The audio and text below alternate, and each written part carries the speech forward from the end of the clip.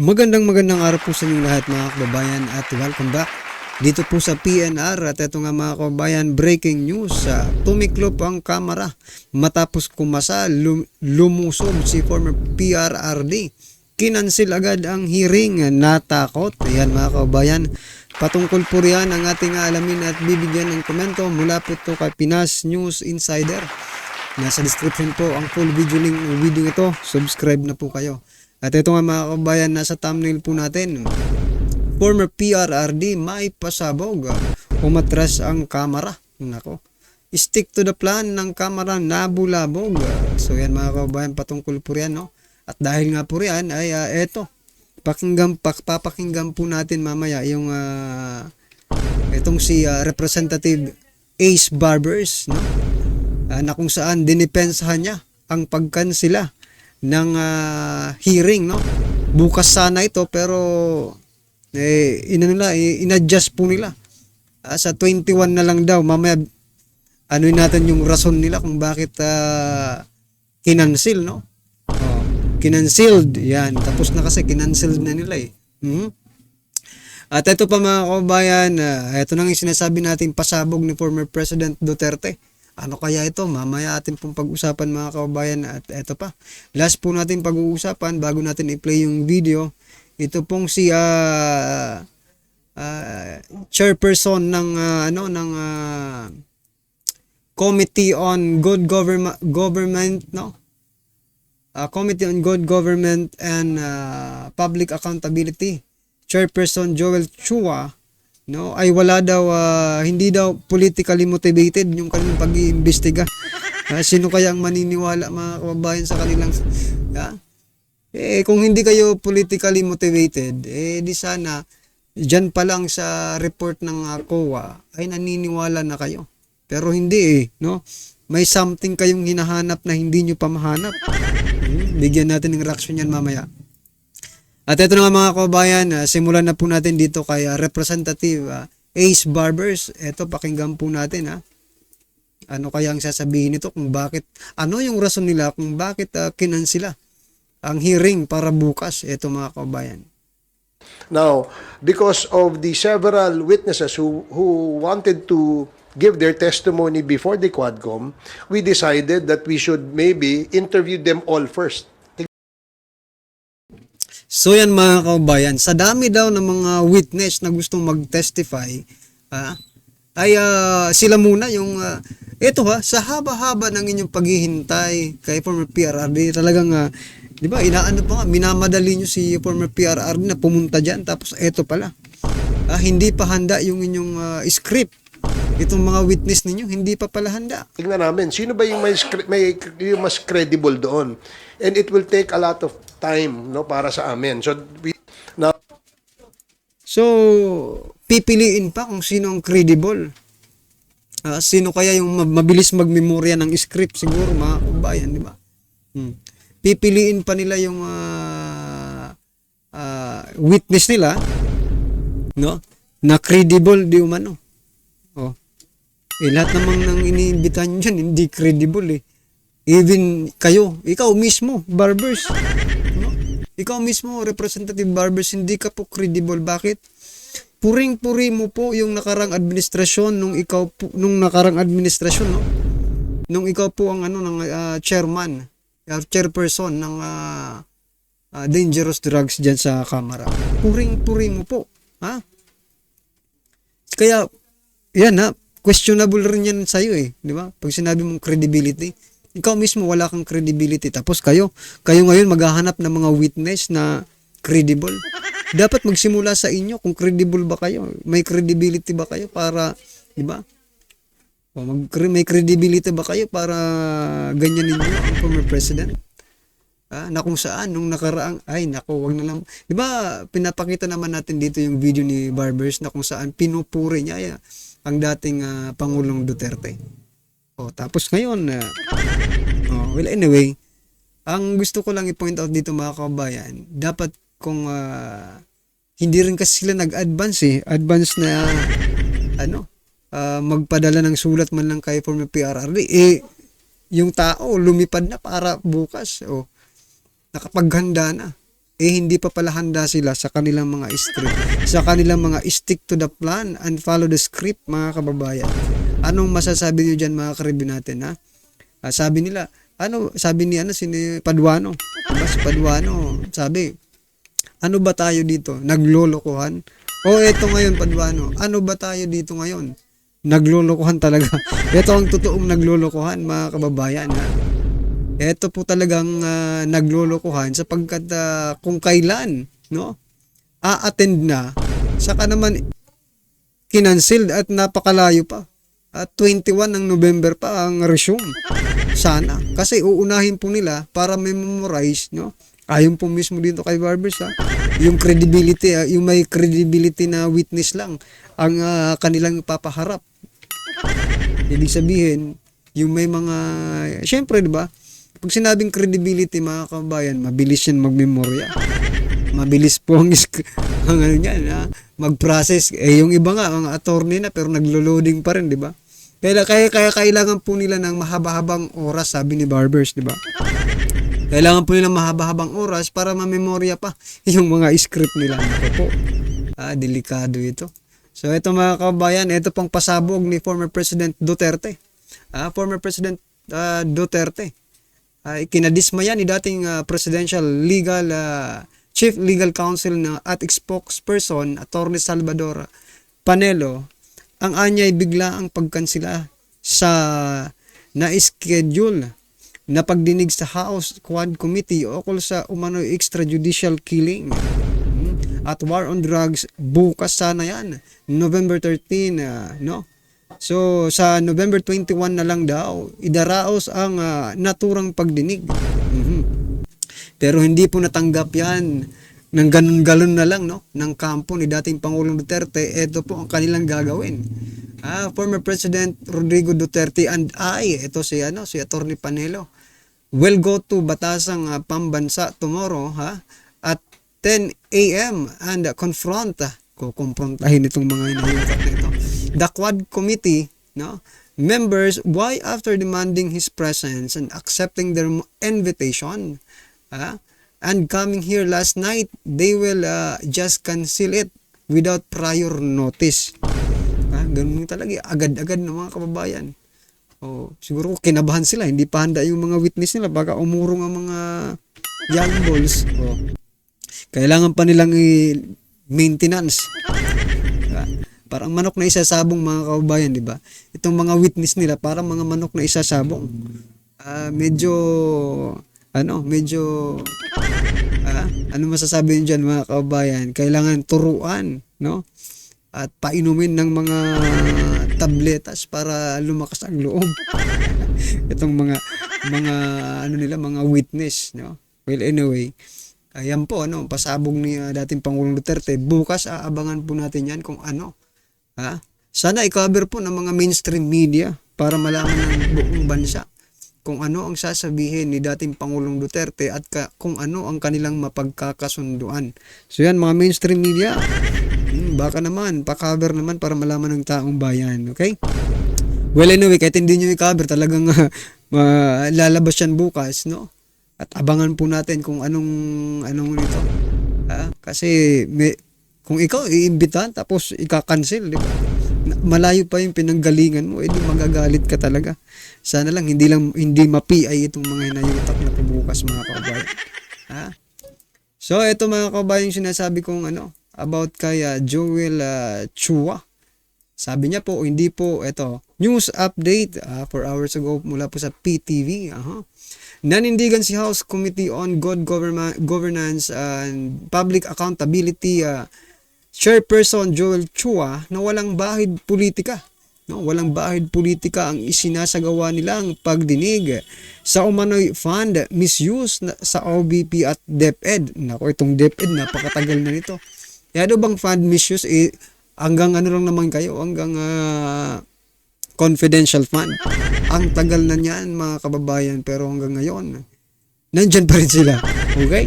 Taliwas sa pahayag ni Vice President Sara Duterte na politically motivated umano ito. Ayan. This is not about politics. This is about accountability and transparency. Kung wala naman po talagang wrongdoings, bakit hindi po sila dumating? At bakit di na lang nila sagutin ang issue? Sabi ni Representative Chua. Yan mga kababayan. Anong masasabi nyo dito kay Chua? Mukhang talagang stick to the plan sila mga kababayan kahit anong gawin ng Hindi talaga nila matanggap yung report, no? Yung audited report ng COA. Kaya kailangan pa talaga yung Vice President ba talaga ang kailangan mag-explain sa kanila. Hindi naman auditor, no? Si Vice President, no? Kung sinabi ng COA na walang anomalya, no?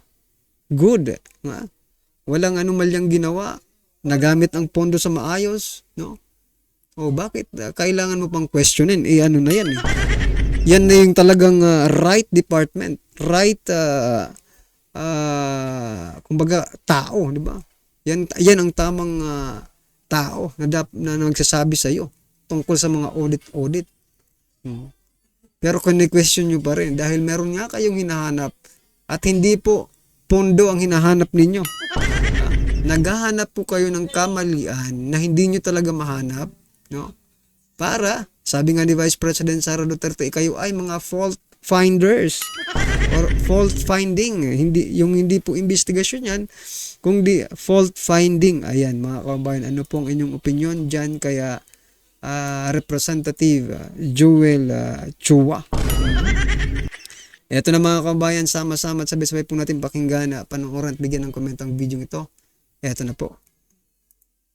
Ito ang balita ngayon, trending at pinag-uusapan ngayon sa mundo ng social media. Ang di umano'y balitang matapos ang walang katapusan na idawit at tila paringgan ng ilang mga kongresista, lalo na ng mga Quad members, ang dating Pangulo na si Rodrigo Roa Duterte, kumpirmadong dadalo na sa nasabing pagpupulong patungkol sa nasabing investigasyon ng AJK at Quadcom. Tila tiklop ng kasahan ng dating Pangulong Duterte ang kanilang imbitasyon. Kamara, tila nabahagang buntot at biglang kinansila ang pagdinig na ikakasasana ngayong November 13. Pero bago ang lahat, kung bago ka pa lamang sa aming channel, please huwag kalimutang mag-like, subscribe at i-click ang notification bell para mas maging updated ka palalo sa lahat pa ng bagong video na i-upload namin. At eto na nga mga kababayan, tila handang-handa na at hindi aatrasan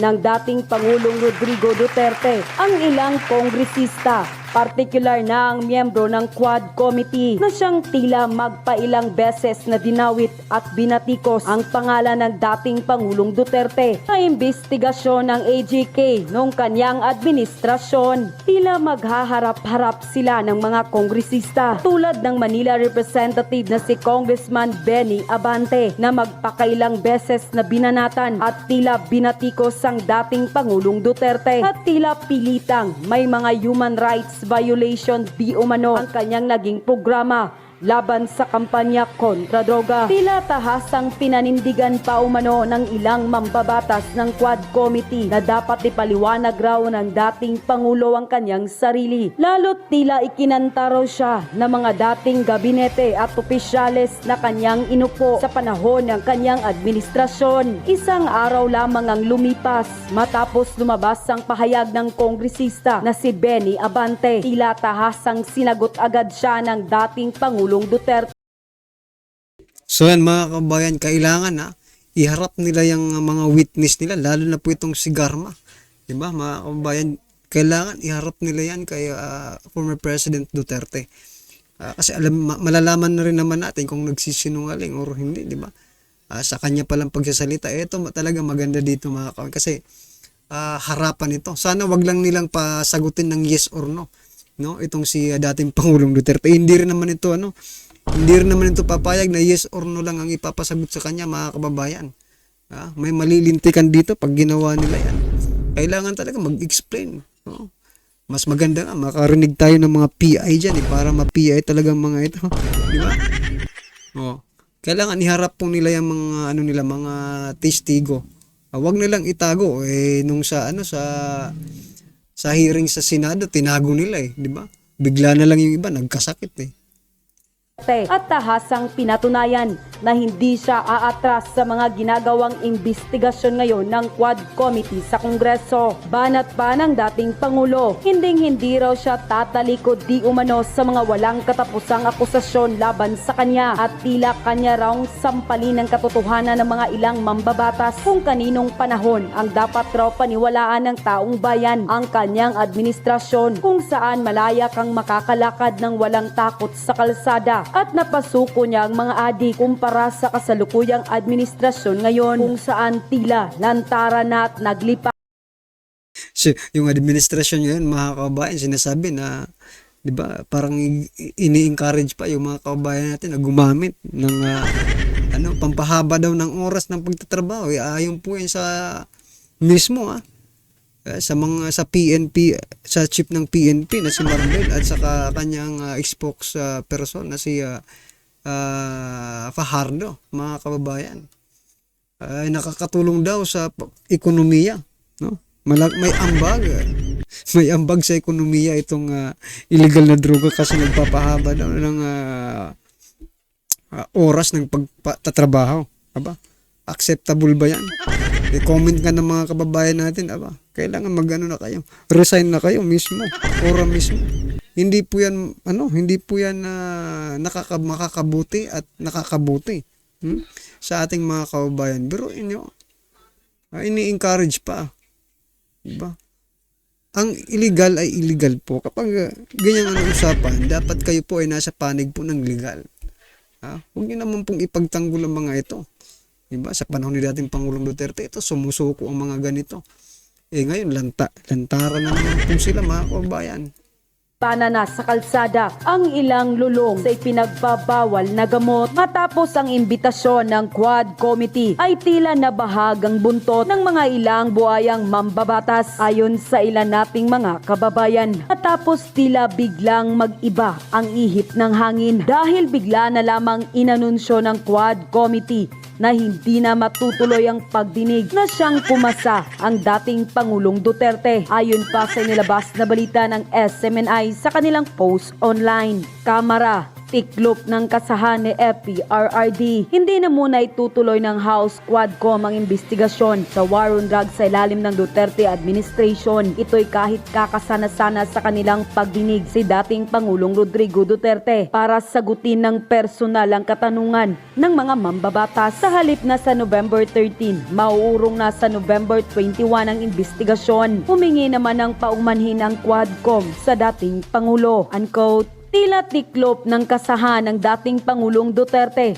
ang kanilang imbitasyon ng Kamara. Tila nabahag raw ang buntot at biglang kinansila ang pagdinig na ikakasasana ngayong November 13. Komento pa ng ilan sa ating mga kababayan. Takot silang mabalikan ang issues nila Alam siguro ni former President mga background nilang lahat. Nag-aral muna sila ng law, abogado kaharap nila. Baka lang magaya kay Risa Barrial ang alam sa batas. Paghahandaan ng huwadkom yan, lalo na ang script, light, camera, action. Sila takot at natataranta kung ano-ano ibabato kay Tatay Digong. Pero si Tatay Digong isang salita lang taob sila kasi puro mga sinungaling yung mga Quadcom at kurap.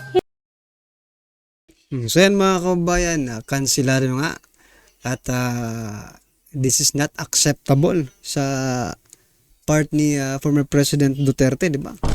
Kasi ang layo pa ng sila naman itong imbita ng imbita, no? Ayaw ngang umattend ni former President Duterte. Pero nang pinagbigyan sila, ikinansila nila. Ito po isang form, no, ng pambabastos sa kanilang guest resource person.